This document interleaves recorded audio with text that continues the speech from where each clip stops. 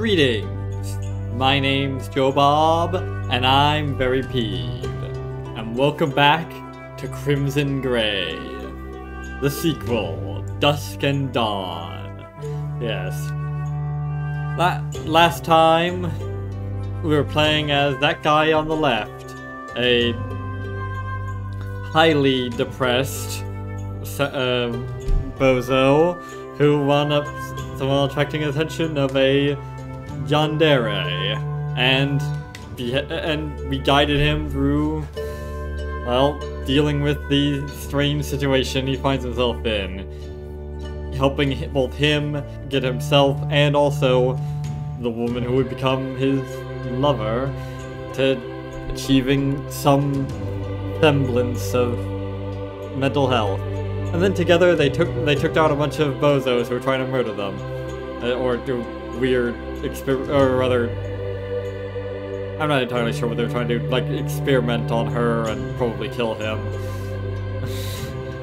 or control him with the drugs and all that. Yeah. Anyways, she killed a whole bunch of people in front of him, and it was really romantic. So yeah, everything was great. However, we may have helped them towards their happy ending, but perhaps nothing is quite so neat. So it is time for us to return to guiding them towards that glorious, happy ending. But this time, well, this time we shall take it from the other perspective, the other piece in this puzzle. So, without any further ado, let us continue. Author's note. Yeah. Is this story so far? Sure, why not? Get everyone caught up. Let's see. John was a high school student and struggling with depression, slowly losing his will to continue and drifting further away from his peers, until he met Lizzie. Though Lizzie was violent and unstable, she claimed that she loved him, and over time, John began to believe that she truly did, and that she was simply struggling with problems of her own. Their personal struggles intertwined with one another, supporting each other and slowly reaching toward something like healthy stability.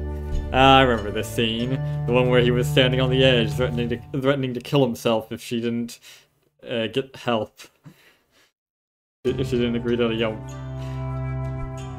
get mental health and all that, because he didn't value his life very much, but she sure did. And then he accidentally tripped and nearly died anyways, even though she did agree. That was a bit awkward. But it became clear that Lizzie's condition was no mere phase. She was unstable because her mother had participated in an experiment by a corporation called Koitek. I don't remember getting that post-it note, but alright. I do remember getting that one. John came to realize that Lizzie would never be a normal girl, even if he accepted her love. And worse, Koitek was becoming aware of Lizzie's existence, and not about to let her go so easily. Ah yes, I don't feel like murdering anyone today. Lovely. It didn't end well. For them. When it came to the moment of truth, John accepted Lizzie as she was, even with her instability. They managed to escape Koitek and ran away together. But though they had escaped the reach of Koitek, can they actually build a life together when things are peaceful? Can Lizzie remain stable when there isn't a threat for her to fight?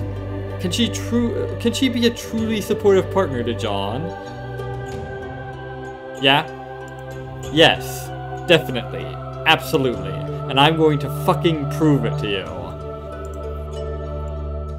That is what this story is about. Exactly. Oh, I already got it. I got an achievement. That was quick. Okay then. Always find it kind of silly when they have achievements for basically just booting up the game. Alright. The melancholy melody echoed within her, and Lizzie clung to it. There was a time when the melody hadn't been within her. though she preferred not to think about that time. That was before she met him. The melody was sad, but it was his, and so she loved it. And it was certainly better than emptiness. Lizzie had expected that meeting her special person would change everything, and it had. But to her surprise, it hadn't happened all at once. Instead, they both grew and changed, their life together becoming ever more wonderful, and her mind growing to encompass it. Yet she had a difficult time pinpointing exactly when she had first heard the melody. It would have been romantic if it had appeared at some momentous occasion, such as when she met him, or when they first made love, or on some future day when they were finally married. But nothing is ever quite so neat. But instead it had slowly emerged, whispering at the edges of her mind. Not unlike love itself, I suppose. Smiling to herself, Lizzie began to contemplate the beginnings of the melody more thoroughly. But at that moment, her world was disrupted by two people approaching her. Her eyes flickered over their substanceless, that's a hard word to say, bodies, analyzing everything about them. She distantly knew the girl's name, had only seen the boy on several occasions. Both sophomores, just like John and her. Probably not very much like John and her. No physical threat. Lizzie had seen the two of them holding hands on the campus green, and from pupil dilation, judged them to be a couple, so unlikely to be a threat to her relationship. Might even be fun to go on double dates or something. But now that they were approaching her, she put on her usual smile and considered them more carefully. The boy was normal enough, but the girl, she was rather pretty, and she dressed fairly well. It would take so little for her to try to show off what she had.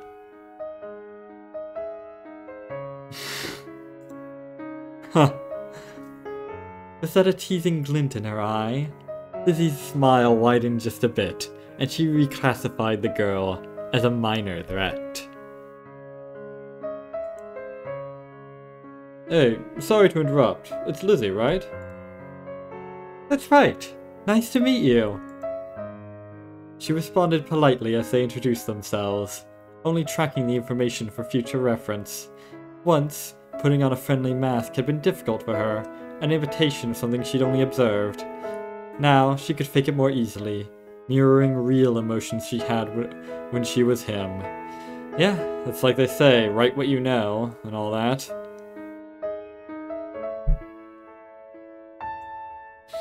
It irritated her to waste her smiles on random people who didn't matter, though, so as soon as possible, Lizzie encouraged them to get to the point. We're trying to start a social thing for other couples on campus. They may be about the same age, but hanging out with with single college kids just isn't the same, you know?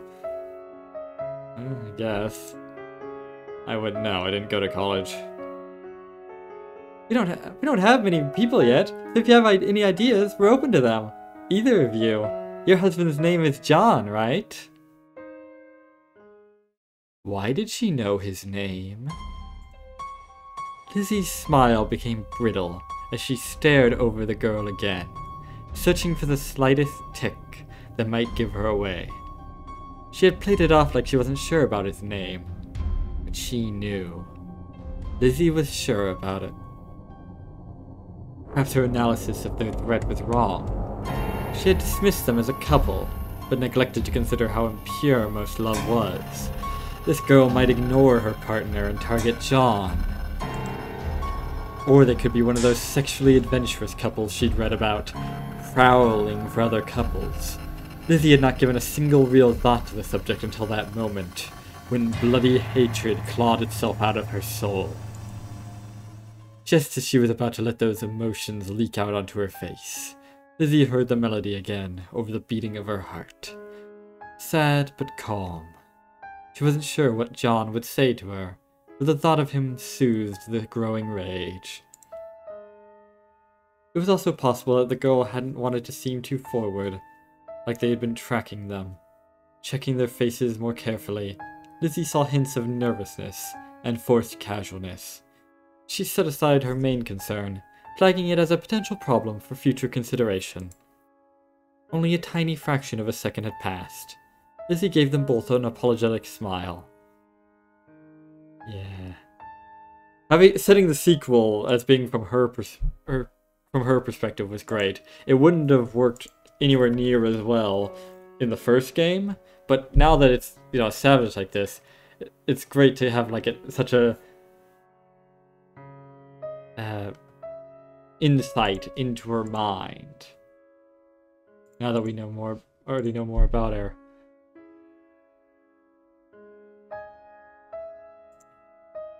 You know that not just the thoughts that she's having, like the way she thinks of other people, the way she sees them and all that, but also think about it, only a tiny fraction of a second had passed.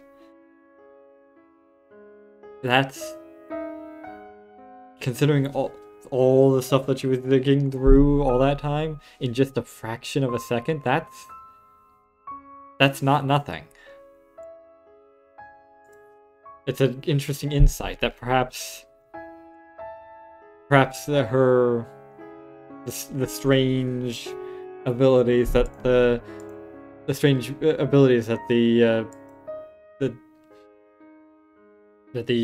drugs that her mother took while she was pregnant with her, these strange things that she can do aren't just limited to physical capabilities. Although, of course, technically the mind is physical, but you know what I mean. But also her mental capabilities as well. Maybe I'm reading too much into it. Maybe it's just maybe it's nothing, but I don't know. It's interesting. And of course it could be unrelated to the whole to her, you know, development issues that the drugs gave her and all that. It could just be that she's a genius. Not completely unrelated to all that. I don't know. It's interesting nonetheless. That's very kind of you, but it's hard for us to have much of a social life. We're trying to get our degrees quickly. Oh, that's a shame. The offer is still open now. Let your husband know, okay? Okay. With that, Lizzie brushed past them as quickly as she could, without seeming rude. Despite the potential threat and new source of danger to consider, she also felt a little warm. People thought they were married. They were often together on campus, but Lizzie had thought she'd restrained the majority of her affection for when they were alone. Well, to be fair, that's what married people often tend to do. The warmth drained away slowly as Lizzie went about her business, though. They still weren't married. John was willing to tie the knot, but the thought of it made her heart leap into her chest. It had nothing to do with the idea of being with him. Lizzie berated herself for the very thought, and everything to do with how she was sure that the wedding would draw bad luck to them somehow. At first she hadn't wanted to get married because she was afraid that the official record would draw Koitek down on them somehow. But over 2 years had passed since the violent incident, and it was clear that they had escaped. Enrolling in college hadn't drawn any negative attention either, so it was safe for them to get married. And yet, something would go wrong. Even if they didn't invite anyone, she was sure that someone would ruin their day, and while no one could possibly ruin their relationship, she would only have one wedding day, and she wanted it to be perfect.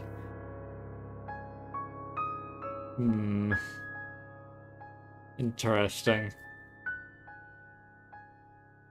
This could just be general paranoia, and it wouldn't be unjustified either.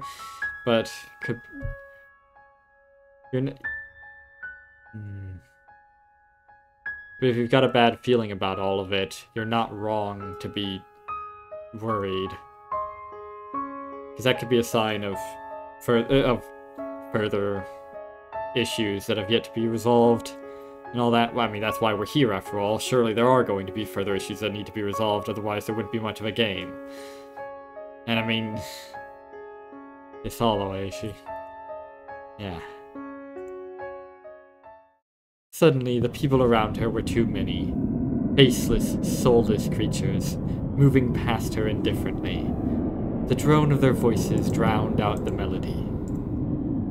Stopping in place, Lizzie frowned, struggling to regain it.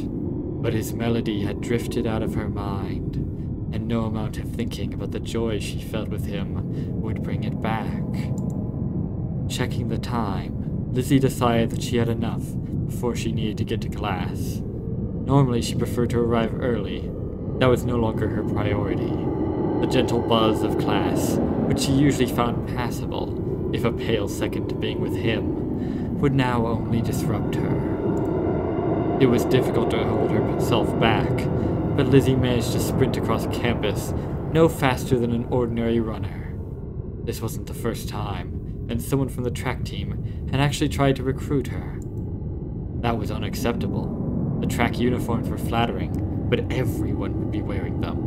Of course he would come out to events to be supportive. That meant his eyes would be assaulted by the entire female track team. That could not be allowed.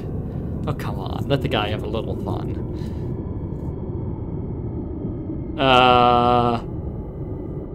You'll notice of something a bit peculiar here.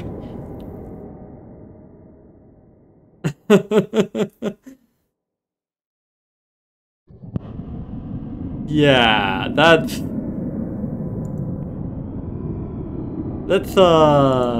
not do that, shall we? Just let it. Should we go let it go, Lizzie, or John would want you to let it go? That's actually an interesting choice there. On the one hand, you know, she's obsessed with John, and in love with John and all that, so maybe that'll be more persuasive, but on the other hand, perhaps we shouldn't just be doing it, not murdering people just because John wouldn't want it, because what if we can convince ourselves that he would want it? It's, just... And let it go versus let it go Lizzie. That's a bit of disassociation there, kind of. Would that be a good idea? Let's just let it go, shall we? Lizzie gripped her forehead with both hands, forcing the thought away. She didn't need to do that anymore. The hollowness within her grew and grew as she left campus. Fortunately, their little apartment was nearby. A split home provided as housing for couples. It had taken serious work to obtain one, despite not being married, as the fools in admissions thought there was a chance she and John might break up. What idiots. Since it was 2:52, John was likely to be reading for a class. He had referenced a paper being due soon, but he never went down to the computer lab until she was in class. After all, he knew that she might need him. His consideration made a warm glow spread through Lizzie, but that wasn't enough. She needed to see him. She had her key in hand as she approached the door, but it was already unlocked, almost as if he had known. Lizzie threw it open and rushed inside. John sat on the couch, reading a textbook. He looked perfect, and when he glanced up at the noise and saw her there, gasping for breath with her eyes wild, he just gave a comforting smile. Everything alright, Lizzie? Of course it is. I just forgot a book I need for class. She swept up to him and wrapped her arms around his shoulder to give him a slow kiss. The sight of him had calmed her considerably, and Lizzie tried to keep the desperation out of the kiss. Yes, this warm intimacy with him was what she needed. There was no sense giving him anything to worry about. She had found him, her perfect person. Lizzie drew back slightly and rested her forehead against his, her heart filled with warmth, and his melody strong in her mind once again. I love you, Lizzie. Ah, It made her heart flutter just as much as the first time he'd said it. I love you too, John. More than anything. But as happy as she was to reply, she sensed that something wasn't quite right. There was a bit of tension in his eyes. Was he carrying some weight? Depression? Had someone done something to him? No. Lizzie realized that wasn't it. He was looking at her with concern, having sensed some part of her neediness.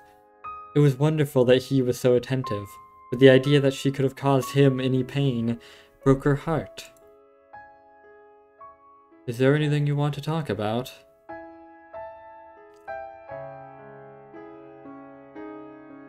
Yeah, we should explain. Hiding it from him will only make him more worried. He's worried because he wants to be helpful. He doesn't, being, for a lot of people, being helpful to other people, for most people in fact, helping other people is not it's something that they enjoy doing. It's something that can be enjoyed by, people want to feel needed,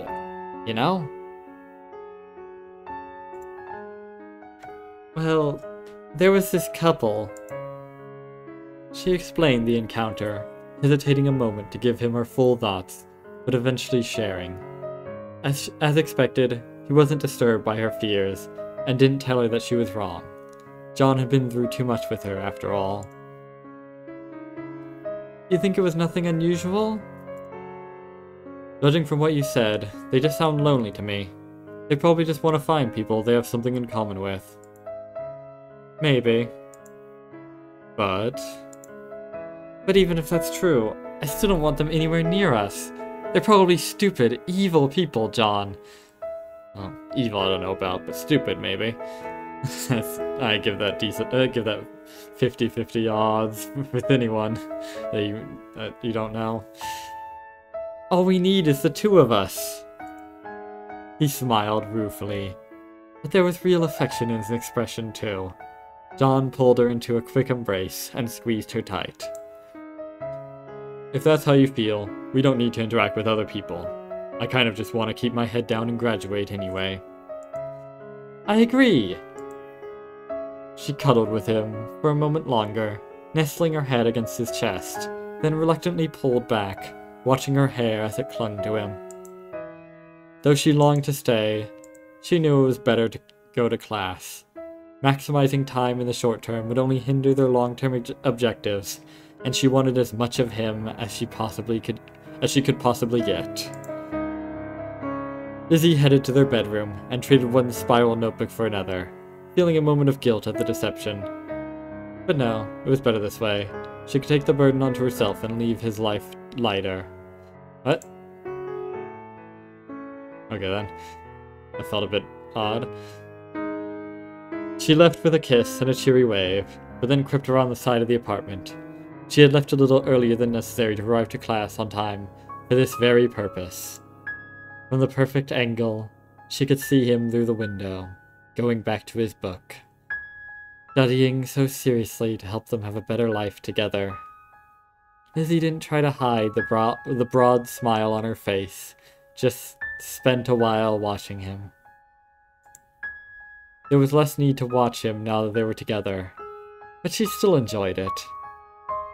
Once she had been observed, and the other girl had made the despicable assumption that Lizzie was concerned that he would cheat on her.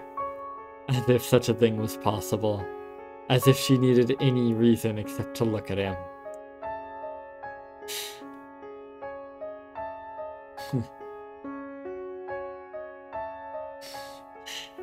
Funny that she affirming that, she doesn't think it's even possible for him to cheat, and yet she still feels it necessary to protect him from other women. I don't think she's being I don't even think that's like double think or anything. I think she just, I don't know what I just put it into words, but I've dealt with with wild cats. I live in the middle of fucking nowhere, near right next in some over by some woods. So all sorts of wild animals. Sometimes there's sometimes all, you know, basically try to lure the cats into being okay with our presence. You know, feed them, get them to allow me to come near and all that. And some cats, they'll let you come. They'll come into your house, eat the food and all that, even let you close them in and everything. Be perfectly fine with you being near them. But if you try to like reach towards them, try to touch them, they'll skitter away. And that doesn't really make much sense because, well, it's they're doing all this. They're allowing you to go near them, to trap them in your house and everything. You could very easily just grab them real quick, and they wouldn't really be able to do much. So it really doesn't make sense as a defensive mechanism to be so skittish. But they still are, because they just are, you know? It doesn't really make much sense.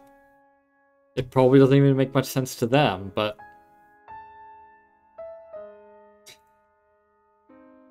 it's just something that they do. It's a very hard thing to unlearn.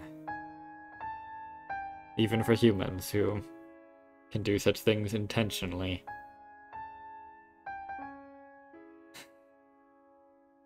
But anyways, she did like to observe him sometimes to make sure he wasn't sad again. John's depression was mostly under control now that they had abandoned the awful Koitek medicine, but she knew it was a part of him that needed to be watched. The thought of his inner sadness made Lizzie want to run back inside and kiss him again, forget class and just spend the time making love until he looked only happy and relaxed. Reluctantly, Lizzie pulled herself away and headed toward the lecture hall. John was mentally healthy. He wouldn't forget about her love just because she was away for a little while. She'd made sure of that. He'd made sure of that too. And so did I. She arrived just a little late, but it was a relaxed university, and no one cared too much. Lizzie carefully set out her books and focused on the lesson. There were worse things in classes.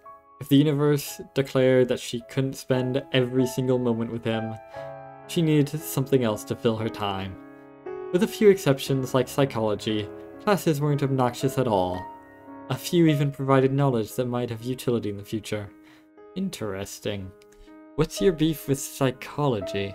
I mean, I certainly have many beefs with psychology, but I'm wondering what yours are. There's plenty of reasons. But which one is it? Or is it something else entirely? And all of it had some utility in getting them closer to their degrees. Once, it had been difficult for Lizzie to think about such long-term plans. But now she could see how both of them earning degrees would help them create the life they wanted. Yep. For the first time, I'm thinking past tomorrow. And all that. But after that, things became more tangled in her mind. She wanted to be with him. And wanted whatever he wanted. But he was convinced that they should take jobs in the industry, play some small role in preventing pharmaceutical giants like Koitek from doing anything as terrible as they'd done at their old high school. Or the experiment they had done that had led to Lizzie's existence. The idea that John wanted to make sure that there would never be anyone else like her, that she would be the only one, on his touch-tone telephone.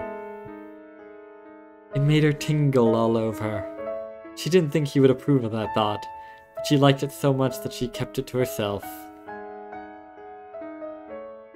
The idea of getting involved with Koitek again, even indirectly, still left her. She wanted what he wanted, of course, a life together. They would have that, no matter what they chose. It would be fine.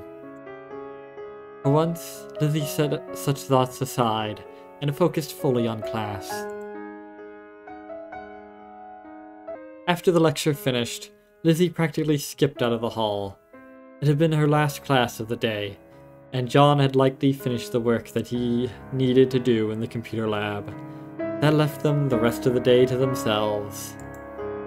So she wouldn't have to leave him again. Lizzie stopped by the store first, since they were low on food. It hurt her pride as a cook that they had to eat ramen, but money was tight. The least she could do was purchase cheap vegetables and enhance the experience.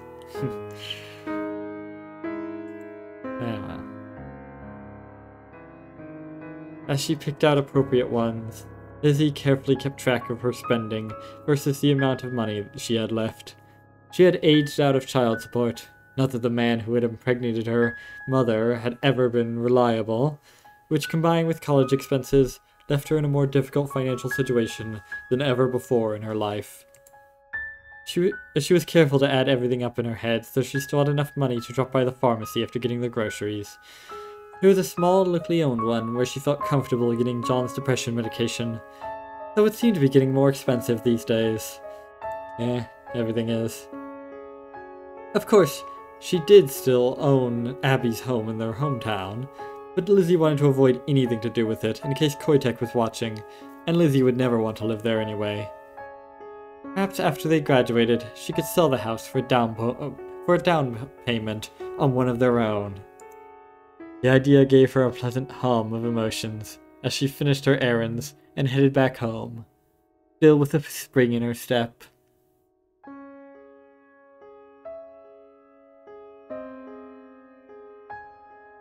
But when Lizzie arrived, she found the door locked. She quickly pulled out her key, adding another scratch mark to the lock before successfully opening it. The apartment was empty, briefly making her heart hammer in her chest. Another scratch mark? What? There was a note on the table, and she seized it, eyes flickering over the words. John had gone to the computer lab and said he hoped to be back before she was, that it might be longer. So she had an explanation. But even as Lizzie breathed a sigh of relief, part of her mind began to churn with other thoughts. What if this was some kind of excuse? No. John would never do such a thing. Never. Lizzie crumpled the paper in her hands, then nervously tried to smooth it out again. John would never betray her. She knew that now, carried that fact tightly in her heart. But the world was filled with awful people. Terrible women who might try to seduce him, and even if he pushed them away, the idea of one of them laying a hand on him. And what if Koitek got a hold of him somehow? They had already tried it once, to use him to get to her.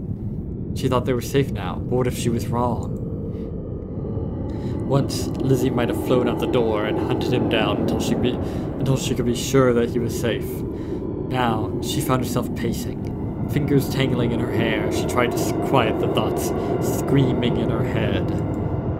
On a whim, Lizzie grabbed the extra spiral notebook she'd taken and slapped it down on the table. She began furiously writing everything in her head, letting the thoughts out to give herself a little relief. She'd done this once, before she had met him, just like she'd collected pictures of him. Now that she'd had the real thing, she'd neglected such habits, but they had helped her once. Perhaps they could again. Finally, she was done. Lizzie took a deep breath and looked over the page of furious scribbling. Some of the thoughts there embarrassed her. She needed to trust him utterly, but it was good to get them out of her head and onto paper. 2 a.m. and I'm still awake, writing a song. If I get it all down on paper, it's no longer inside of me, threatening the life it belongs to.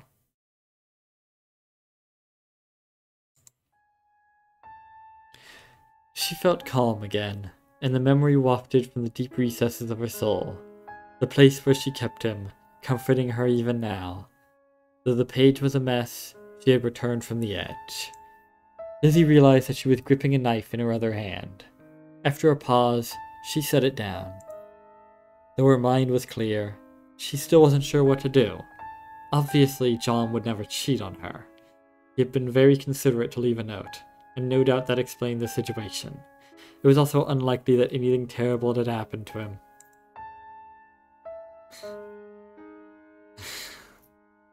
Yeah, I mean, even like setting aside the fact that he obviously loves her and cares about her, I mean, does he really?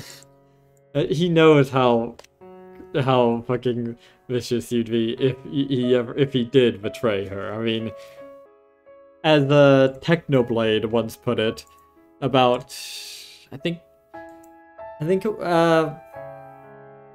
think it was Jason the Argonaut, where the woman that the woman that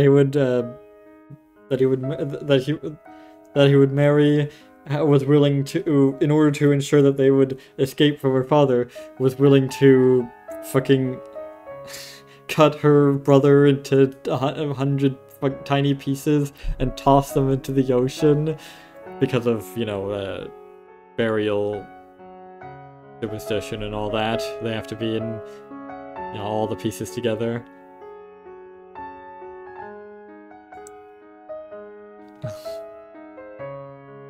And it's just like, I should cheat on this woman. Yeah. That's not a smart decision.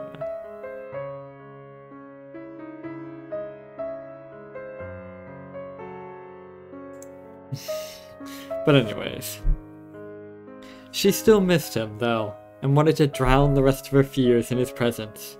It was possible that he would be unhappy if his work had gone on too long, and might be happy to see her. True, but he might already be coming back, and you might wind up missing him because you went to the Kudo lab and he's already gone. That would be silly. Besides, this will give you time to cook up a meal for him or something. He'll have something nice and hot to come home to. Lizzie closed the notebook and put it with her others, considering what she should do. Let's see. Yeah, start making dinner. It made her anxious not to take action, but Lizzie kept herself from leaving. Instead, she set about making dinner, trying not to watch the door or listen too closely for his arrival.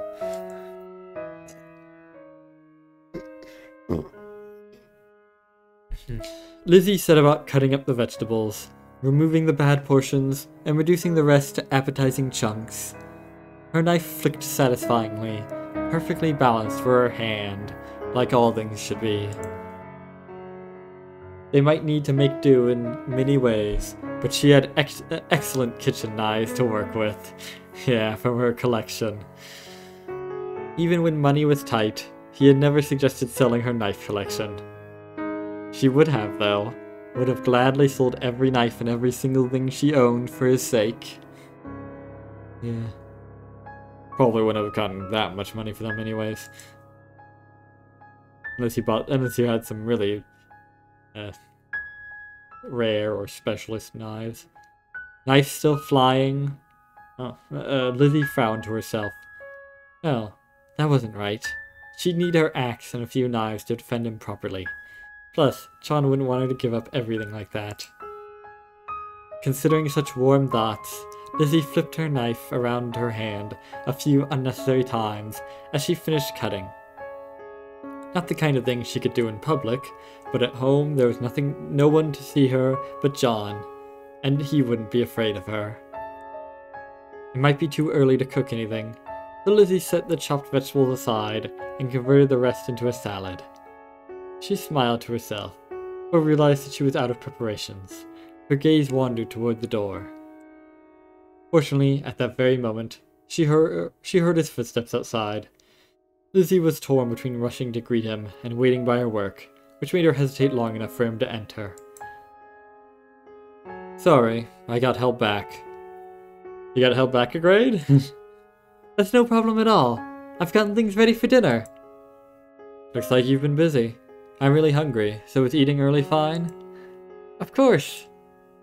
Since she'd done her preparations already, Lizzie just set the water on to boil and added a few other flourishes.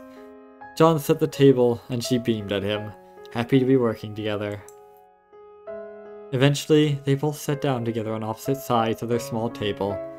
It was nothing much, but it was theirs. And that was wonderful. Yeah, I know the feeling. She would have been happy to just watch him eat, but she knew that he'd love to talk to her even more. The idea that he wanted her to open herself up to him, even her darkest thoughts, always made her happy. But for today, she had nothing particularly dark on her mind. Well, maybe you should tell him that. I'm sure he'd be happy to hear that.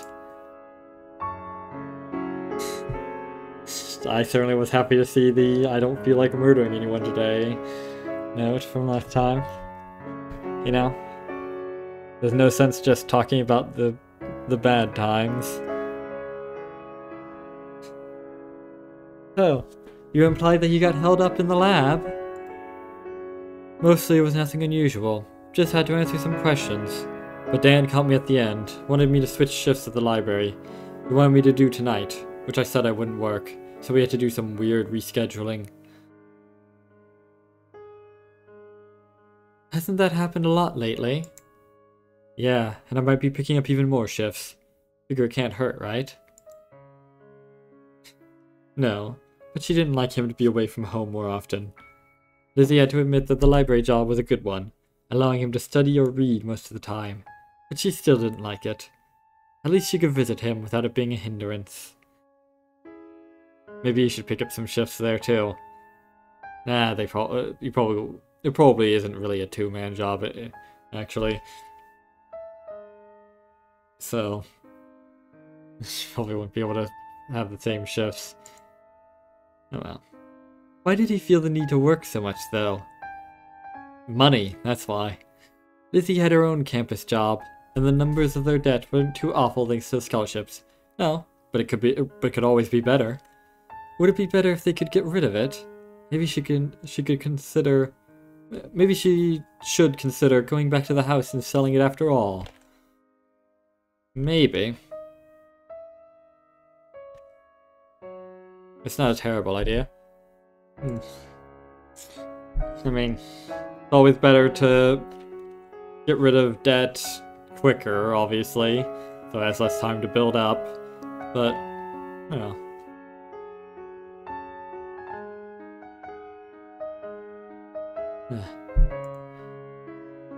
Though she considered asking him all those questions, Lizzie decided to hold back.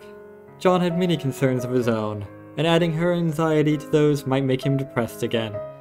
She was stronger, so it was better for her to shoulder the burden. I don't know about that. After dinner, they moved to the couch to work. It was a ratty old thing they'd gotten off a curb, but it was fairly soft and it served to hold them.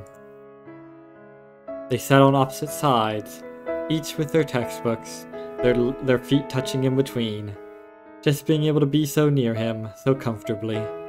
Lizzie slid her feet against his leg, and gave him a bright smile when he looked up at her. An old part of her wanted to act immediately, to have sex before the moment could pass. But they had been together for 2 years, and moments like these were hardly a rare thing. Slowly, her mind had learned that she didn't need to be desperate. The life she wanted with him was filled with moments like these, too. Despite her thoughts circling around him, Lizzie finished her work rather quickly. Because of it, in a sense, there was a purpose to so many activities that had once been just going through the motions. Lizzie saw he was still busy working, and spent a little while admiring him. She loved that look of concentration as he became fully absorbed with something. It was even better when it was directed toward her, but just his concentration was cute too. She could have watched forever, but once she got her fill, Lizzie stood up. She kissed him on the cheek, then headed to the other side of their apartment. They didn't have a lot of space, but there was enough for her to retrieve her axe from the cupboard and experiment with it a little. Experiment, you say? She hadn't experienced any more physical instability since the accident, leaving her very capable of protecting him, but she needed to be cautious. Though she didn't like to think about it, Lizzie had to admit that there was a small chance she could hurt John by accident. Even if they never had a serious conflict with Koitek again, she needed her knives to feel secure. The idea that she might cause the slightest injury by accident. Lizzie practiced carefully, both following through with all the force she could muster and bringing the axe to a halt at a moment's notice. The practice was soothing, and Lizzie soon found herself smiling. There had been a time in her life, after she found him, when it had been possible that she might harm him. Yeah, like when you trapped him in your basement. In order to preserve their love, though those thoughts now struck her as alien and horrible. She would never hurt him, never. But that meant she needed to always be prepared. Yeah, she does live in a world of cardboard after all. When Lizzie finished, she discovered that John was watching her. She had no doubt that her expression was far from inviting, as she had been imagining cutting down threats to him. But he was watching her fondly. Lizzie beamed at him and returned her axe to its place. Are you done studying? For tonight, yeah. There's no point doing more, since I can read at work tomorrow. Then she drifted closer to him, smile broadening as she pored over his face. He wasn't too tired. He'd made a point of saying his work was done, and though he had been watching her with gentle affection, she knew there was more there. Lizzie eagerly slid down into his lap, her body pressing up against his. Soon she could feel the proof of his desire in his pants, and she cooed happily. But though he put his arms around her waist, his eyes still watched her carefully. I know you need to get up early tomorrow, though. Do you want to? Okay. I'm not certain I even can select the other option.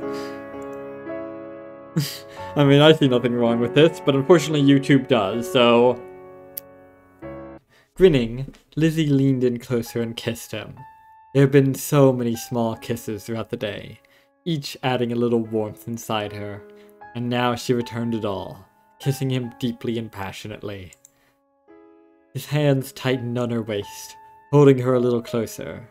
Most of the hesitance and uncertainty were gone now, since they were familiar with each other's bodies.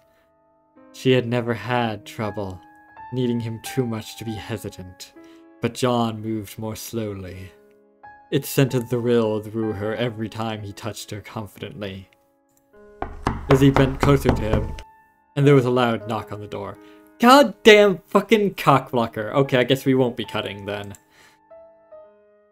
Her eyes narrowed to slits, and she glared murder toward the entrance. Yeah, I feel you. You don't have to answer. Another knock. Louder. No, ignoring it was not an option. Lizzie sprang up from his lap and wrenched open the door. Fucking... Oh, it's this asshat! Isn't that the same one from earlier? I think it is. Or... maybe not. I don't know, it's some bozo. They all look the same to me. The boy on the other side was someone she recognized from one of John's classes. John said he was intelligent, and Lizzie didn't find him annoying, so under normal circumstances, he was fine. At the moment, she felt only rage toward him, barely contained within her smile. He was physically fit, but no threat. Her axe could be in her hand before it. Hey Aaron, what's up? You guys want to check the news. Princess Kelsey is gonna... Seriously, just do it. It took Lizzie an anxious moment to identify the name. A public figure, not someone they knew. Related to the pharmaceutical industry. Not an immediate threat, but an annoyance at this moment. The news seemed to matter to John, so he headed to turn on the salvage TV in the corner. Lizzie reluctantly acknowledged that Aaron was going to be an entity in their life, at least for a little while, and allowed him to step inside. After flipping to the right channel, John watched carefully as the news report ran. Aaron slouched against a nearby wall, leaving Lizzie to hover behind John. When she heard Koitek's name, she began to pay full attention, soaking up the information. This study they're talking about, what did we miss? They didn't go into detail, but something about how sloppy pharmaceutical experiments used to be. A whole town of people got sick. Bad stuff. Lizzie's heart began beating rapidly. Was it possible that the report mentioned her? No, not her specifically. There were privacy concerns, but it might have referenced her experiment. Lizzie's fingers began twitching at her sides, which drew John's attention. He frowned a little, then returned to Aaron. How many cases did they talk about? Anything involving specific individuals? Just general information that I heard. Why?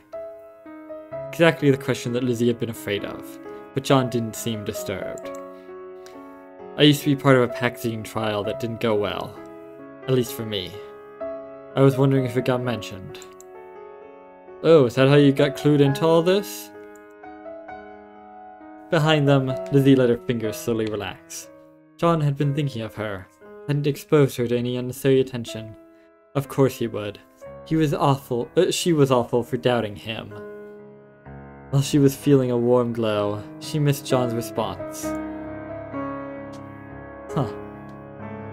I wonder what he said. Well, anyway, they only emphasized the biggest cases. Kelsey is trying to prove that the harms are large enough that government policy needs to change. So that was how I was connected. Francesca Kelsey was a researcher who used to work for the Food, Drug, and Cosmetics Administration. The FTC? I guess. But left as part of a protest. She had been campaigning for increased powers to regulate pharmaceutical megacorporations since then. Lizzie usually didn't have many opinions about politics, but she approved in this case if it did damage to Koitek. She had never seen the woman herself, though. Lizzie watched curiously until the news station played a clip of Francesca speaking about the report, then began chewing on one knuckle. Heh, that's kind of funny. That's one of the, That's one of the common. That's kind of like because the Andrew from that other game we were playing a while ago liked to do that. Sorry about that. How to kill a bug. Though Francesca appeared serious and dressed professionally, she was too young for Lizzie's taste. You like him older, do you? Maybe it was fine for John to pay attention to her, since she was doing important work related to both of them. But his attention focusing on anyone else made Lizzie anxious. This is good to know, but why'd you run over here? The congressional debates are going to take forever. Oh, that wasn't the urgent part. They said it earlier. Kelsey is going on a speaking tour, trying to raise awareness of the issue. But not all the locations are set. We need to get her on campus, man. Ah, I get it. I don't know how much help we can be, though. Well, and I wanted to ask if you'd join again. We need more people to lead this if we're going to gain any momentum. John hesitated, looking toward her. His mouth had opened slightly as if to ask something, but he saw the tension in her eyes. Aaron looked back too, but Lizzie had pulled her finger from her mouth, and he couldn't see past her smile. It's going to be hard for us to commit to that, I think, but keep us informed about what happens, alright? Alright, I won't press. I'm gonna get Kelsey here, though. Surely we're a big enough campus. While John made small talk and walked Aaron out, Lizzie stayed in front of the television and kept watching the broadcast. Koitek had tried to take John away from her. She had feared 1,000 things, and many times he had calmed her fears. But back then, she had been absolutely right. An intellectual part of her knew that it was a huge corporation, manufacturing many common drugs. Not all of them were as ill-advised as Paxidine, not every experiment was harmful, and not every employee could be as terrible as Mrs. Smythe, or have as terrible a name. It didn't matter. Lizzie hated all of them. They are all complicit after all. They are all supporting it. If they all quit, if all of those people who were supposedly innocent all quit and went to somewhere else, the whole thing would collapse. Yeah, but she couldn't hack apart the entire corporation, so she had no choice but to hope that something could be done. That was why she didn't mind people like Aaron so much. They could be useful. Maybe even this Francesca. But that didn't mean Lizzie wanted her to come here. Especially since she might bring attention from Koitek. Was this what she had been fearing? That was why they couldn't get married. Not with an event like this looming in the future. Not while something could go wrong. All too soon, the broadcast moved on to other subjects. Though the pharmaceutical giants were becoming increasingly important to everyday life, they were still usually ignored compared to the banal celebrity news. Lizzie didn't care about that, since random foolish celebrities wouldn't attract John's eye. She still moved to turn the television off, though. When she turned back, she discovered John watching her with concern. She had been aware that Aaron had left, of course, but that was at the periphery of her thoughts. Only now did she reflect on the amount of time that had passed. Are you worried about it? I'm just afraid something will happen. Koitek will be watching. John approached and wrapped his arms around her.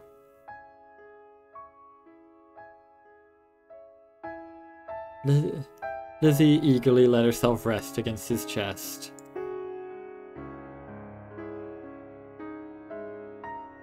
Maybe, but everyone will be watching. Francesca Kelsey is one of their main political opponents, so they have to know that anything around her will be scrutinized. Even if Aaron gets her to come, I'm sure it will pass without incident. One can only hope.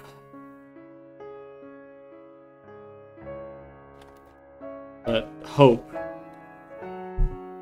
is the first step on the road to disappointment.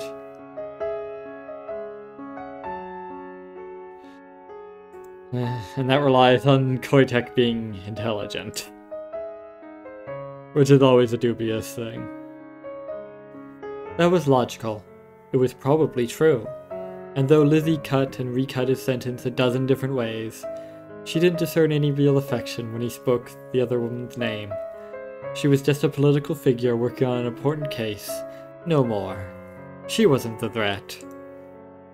I know, but the reminder has me feeling so stressed. I understand. Let's just get some sleep, okay? Too late, Lizzie realized that she had worked against herself. Though she felt anxious and twitchy now, if he had initiated again, she would have happily welcomed it. Sex would have let her take her mind off everything else for a time. But now, he would just worry that she was only doing it for his sake. And as much as she tried to convince him otherwise, it might trouble him, and that always made things less enjoyable. Accepting the way things had gone, Lizzie smiled warmly at him, and pulled them both toward the bedroom. Please, hold me until I fall asleep. As they lay together, Lizzie curled up against his side. She began to feel calm again. Being near him always generated a deep warmth within her, and just lying in his arms like this was peaceful bliss. You put your arms around me and I'm home. Maybe John had been right not to have sex that night. Her love for him was depthless, but she wasn't as perfect as he deserved. Sometimes her mind wouldn't cooperate, or her past got in the way. What she needed most now was to lie here with him, together. If I lay here, if I just lay here, would you lie with me and just forget the world? For her, it was just another glorious element of their life together. And as John stroked her hair affectionately, she reminded herself that he was happy just to be like this as well. Smiling, Lizzie drifted to sleep.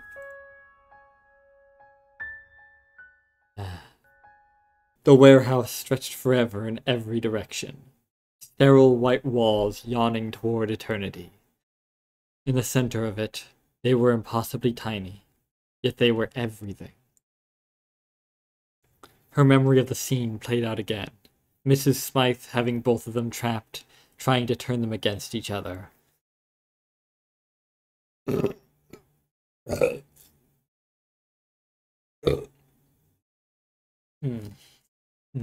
In real life, she had fought back. John had helped her, and trusted her even at her worst, and they had escaped. But this time, instead of using an injection to cause him pain, Mrs. Smythe began removing her clothes. She cast Lizzie a mocking smile and then slid into John's lap, pressing herself against his chest. He struggled, but he was bound too tightly to do anything as Lizzie tore out of the dream and found herself bolt upright in bed. She had snagged her knife from its place and held it in front of her, gleaming in the moonlight. It took her a moment to come back to herself, to realize that it had been a dream. John was lying beside her, coming awake as he realized how upset she was. There was no fear in his eyes, but she could see the deep concern there. Lizzie, are you all right? I'm fine, John. Just a bad dream. She gave him a beaming smile and set the knife aside casually, but her acting wasn't good enough. There were still those lines of concern on his face. It was wonderful that he had come to know her better and better, but that meant she couldn't keep herself from being a burden to him. It can be hard to shake those off. Come here and rest, Lizzie. Though she wanted to pretend that everything was alright, she couldn't resist his soothing voice. Lizzie curled up next to him again, resting her head on his chest. It did feel wonderful, pushing aside the remnants of the dream. This wasn't how it was supposed to be. She was supposed to protect him.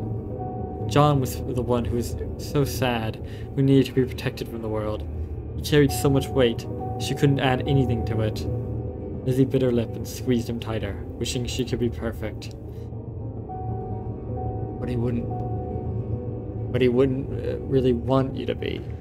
As I said, people want to feel needed. Like, I want you to want me. I need you to need me. I'm begging you to beg me. Wait, I got it mixed up. Hang on. Shit. I'd love you to love me. I'm begging you to beg me. And all that. Oh, and yes. But, as a reminder, the bad singing will continue until my demands are met. I'm sorry, John. Sorry. That's not funny. Don't say that. I'm glad that I can be here for you. You always are. Come here and try to relax. She snuggled against him, much of her anxiety fading. But what if one day he wasn't there? What if someone took him from her? She would bathe the world in blood, and it would do no good, because he would be gone and she would have nothing. Lizzie slowly managed to let go of other thoughts and just enjoy his presence, but it took her a very long time to go to sleep.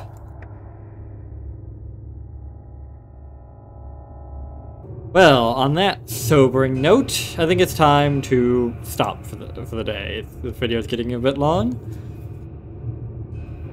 And that seems like a natural place to stop. So yeah, to probably no one's surprise, things aren't all hunky-dory. They was even saying, you know, and they're still going to have issues, still going to be stuff to resolve. And that's why I'm back here. Like, just like before. Just like in the original game, just like with the other games I've been playing. I will see them to their happy ending. Even if I have to break the world to do it. But until then, I have been Joe Bob, and I'm very peeved. And remember, dislike the video, unsubscribe if you're for some reason subscribed, and leave a nasty comment in the comment section down below. Fuck you all so much for watching, and so long, suckers. You're gonna be okay, kid.